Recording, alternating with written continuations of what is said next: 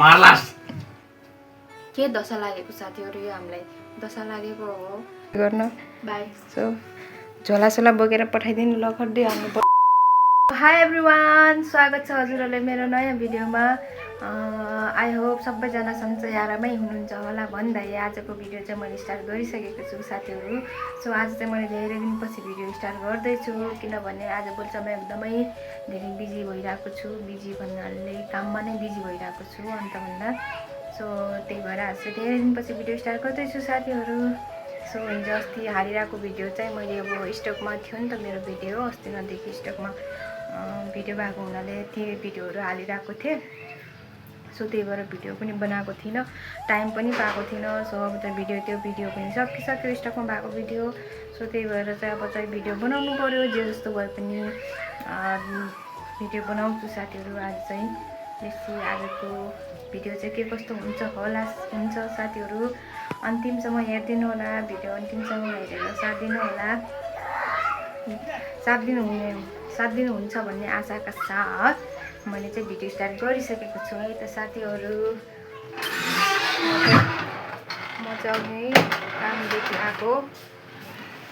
So यहाँ आउनुहोस् न, यहाँ आउनु न। यो चाहिँ यहाँ चाहिँ मेरो नन्द, यहाँ चाहिँ भोलि जाँदै हुनुहुन्छ। कहाँ जाँदै हुनुहुन्छ? प्याक भइसकेको छ सबै। अघि प्याक गरेर पनि भएको थियो त, गरे होइन? हेरौँ तपाईँको के प्याक भएको छ। त्यहाँ पङ्खा बन्द गर्नुहोस् देख्छु।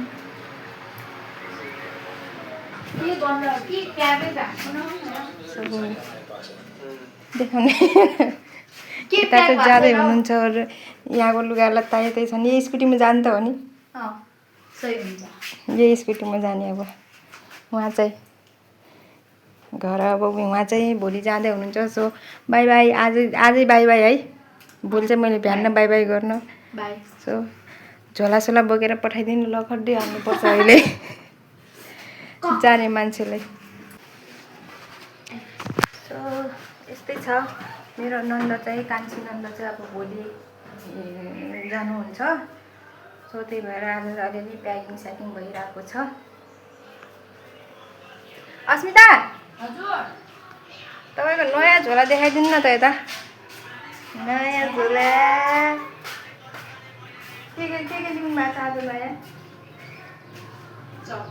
प्लिज कम नयाँ आज चाहिँ सपिङ गरेको रे आज मेरो कान्छी नन्दले। भोलि चाहिँ घर जाने। अनि अब चाहिँ लेप्सी अब चाहिँ कहिले भेट हुनेछ?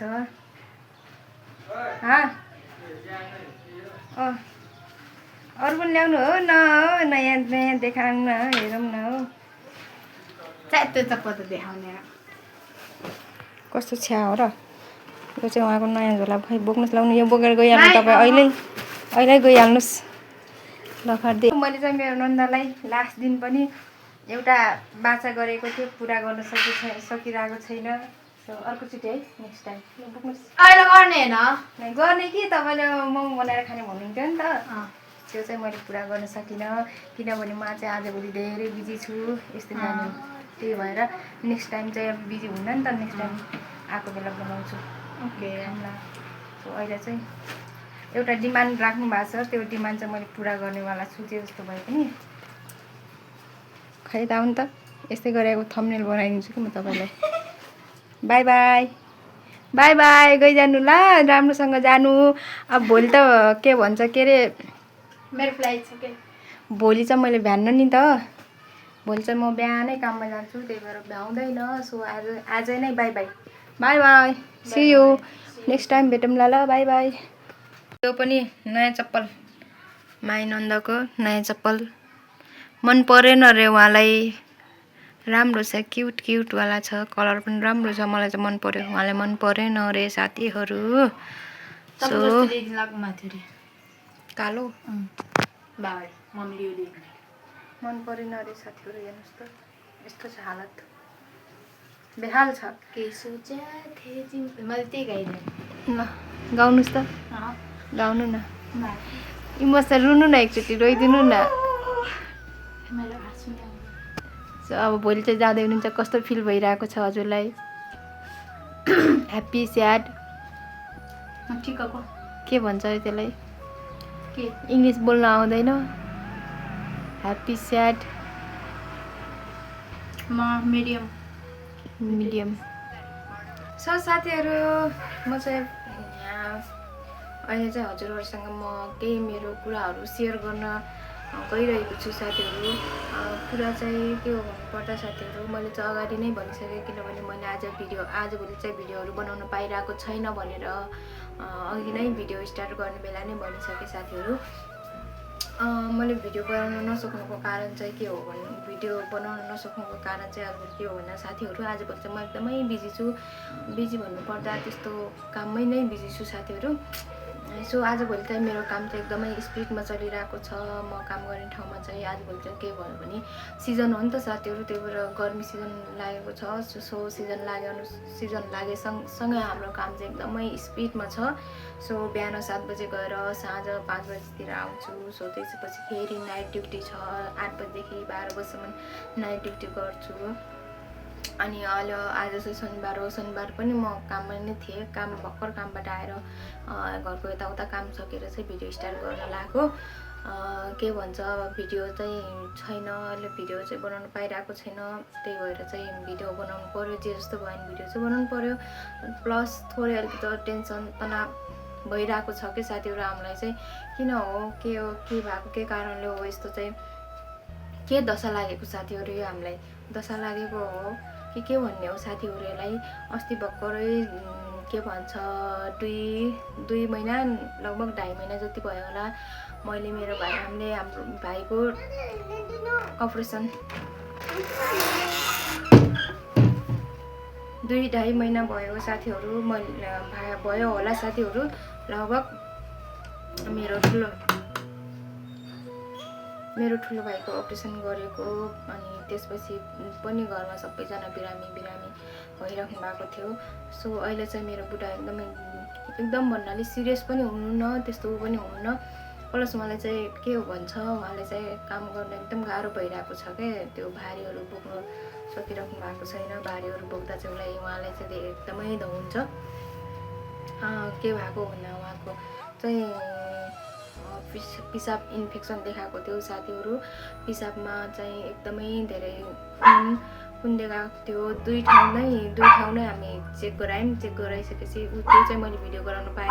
सो किनभने म चाहिँ काममै हुने, उहाँ चाहिँ आफै एक्लै जानुभयो। बिचरा मेरो बुढा एक्लै गएर अनि पछि आफ्नो चेकअप आफै एक्लै नै गराउन, औषधिहरू आफै लिएर आउनु भएको थियो। म चाहिँ अब अर्काको काम गर्ने त भएको साथीहरू हामी चाहिँ।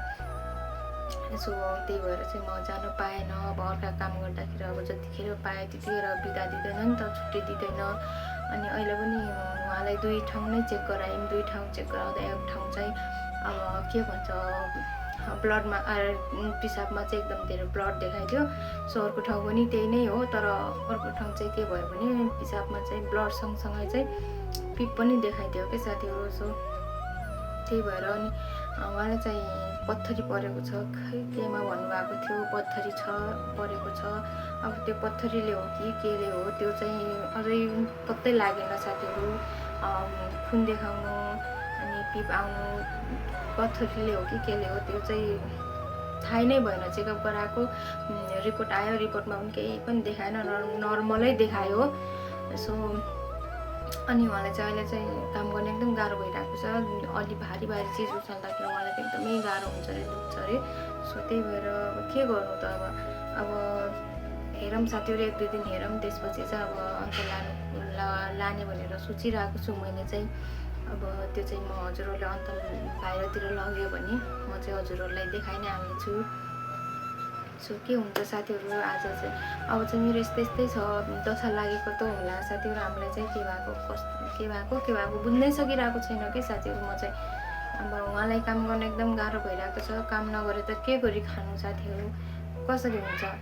अनि मेरो स्यालेरी चाहिँ मेरो कोठा भाडा तिर्ने नै पुग्दैन। सो हेरौँ 1-2 दिन, 1 हप्ता जति हेरौँ। सो त्यतिखेरसम्म पनि भएन भने चाहिँ मैले चाहिँ सोचेको छु कि बाहिरतिर लगेर चेकअप गराउने भनेर सोचिरहेको छु साथीहरू। सो आजको चाहिँ यस्तै छ मेरो भिडियो चाहिँ। आज चाहिँ त्यति धेरै लामो हुन सक्दैन होला साथीहरू, यस्तै हो। सो यहाँ चाहिँ मेरो बुढाको औषधिहरू छ, मेडिकल रिपोर्टहरू छ। हेर्नुहोस् साथीहरू, यो चाहिँ मेरो बुढाको भिडियो एक्सरेहरू रिपोर्टहरू हो, सो साथीहरू देखाउनु।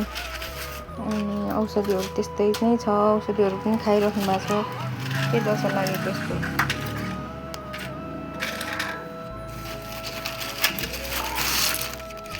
यतिका औषधि छ, जहाँ यतिका औषधि छ साथीहरू। हेर्नुहोस् यत्रो औषधि खाइराख्नु भएको छ। अब यो औषधिले पनि ठिक भएन भने, केही पनि भएन भने अब 1 हप्तापछि फेरि चेक गराउनु भन्नुभएको छ डक्टरले।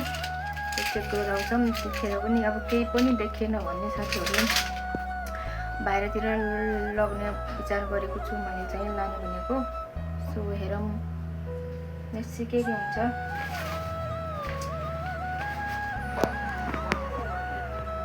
निद्रा नपुगेर यस्तो छ मेरो अनुहारको हालत। हेर्नुहोस् यस्तो भएको छ मेरो अनुहार चाहिँ, यस्तो भइरहेको छ। के भयो निद्रा पनि पुग्दैन। सो राति 12 बजे आउनुपर्छ कामदेखि पनि, त्यही भएर निद्रा पुग्दैन। अब के गर्नु, काम त के गर्नु साथीहरू, काम त गर्नु नै पर्छ, काम त गर्नु पर्यो। अब सबैलाई मिलिदिन त काम त गर्नु पर्यो नि त साथीहरू। घर परिवारमा गइसकेपछि प्लस त्यसै माथि चाहिँ मेरो बुढा बिरामी हुनुभएको छ। बुढा बिरामी भएर पनि अब अलिअलि ओटी गरिरहेको छु, ओभर टाइम गरिरहेको छु। के हुन्छ के भनेर चाहिँ ओभर टाइम गरिरहेको हो साथीहरू। यसै के हुन्छ हेरौँ। औषधि खानु हुन्छ र चाहिँ औषधि दिनुपर्ने हुन्छ।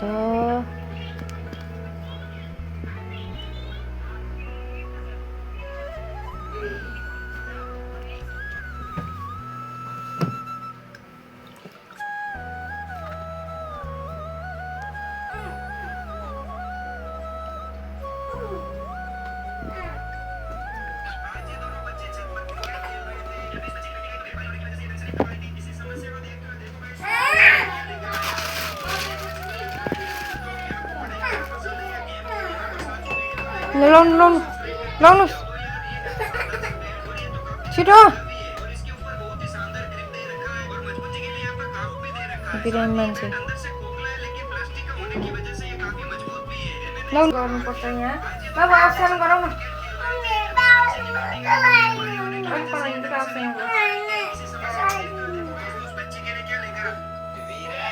चाकू बोले का नहीं तो जा सुन जा हाँ सुन बात नहीं जा जा चीज़ ध्यान ना तो पहले सुन बात नहीं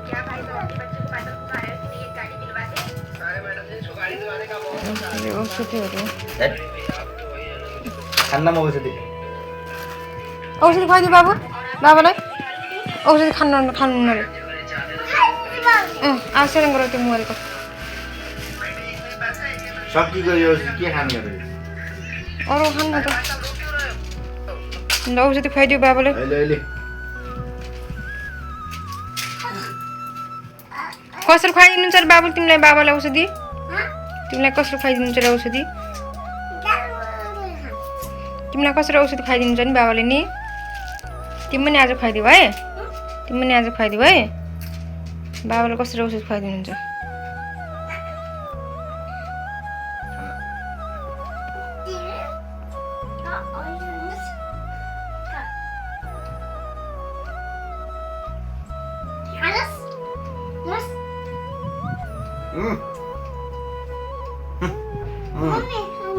त्यो औषधि खालन बासी अर्को घुप्टिन्छ क्या अहिले एकछिन बाबाले आएर आफै खान्छु ओके लास्टमा खुवाइदिनु अहिले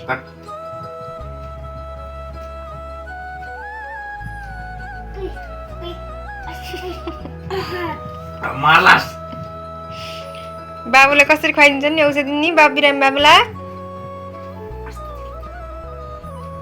खाना के गर्ला छोरी साथी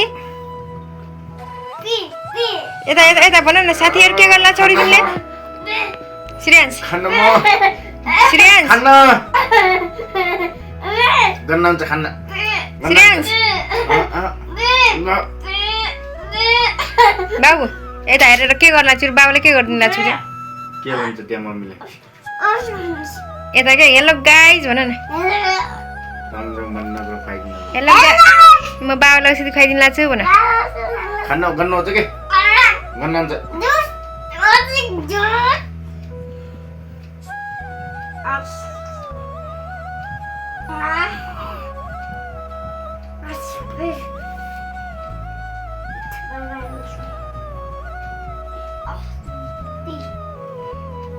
खाना फाल्यो त्यत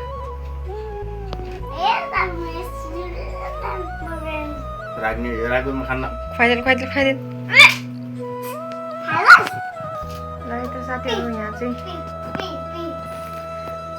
औषधि खाने भइरहेको छ बाबुले चाहिँ दावालाई औषधि खुवाइदिँदैछ ऊ बिरामी भएलाई चाहिँ औषधि यस्तै गरी खुवाइदिन्छौँ हामीहरू खान मान्दैन जबरजस्ती खुवाइदिन्छौँ साथीहरू सो त्यसले पनि त्यही नै उ गरिरहेको छ बाबालाई नै औषधि जबरजस्ती खुवाइरहेको छ साथीहरू यस्तै छ हाम्रो चाहिँ यस्तै भइरहेको छ साथीहरू के कस्तो भइरहेछ खै हामीलाई पनि थाहै छैन के हुँदैछ कस्तो हुँदैछ के दशा लागेको साथीहरू हामीलाई सो साथीहरू आजको भिडियो चाहिँ यस्तै भयो धेरै चाहिँ गर्नु पाएन मैले सो आजको भिडियो चाहिँ हजुरहरूलाई के कस्तो लाग्यो भिडियो मन पऱ्यो like comment share and subscribe गरिदिनु होला साथीहरू भिडियो यहाँसम्म हेरिदिनु भएकोमा धेरै धेरै धन्यवाद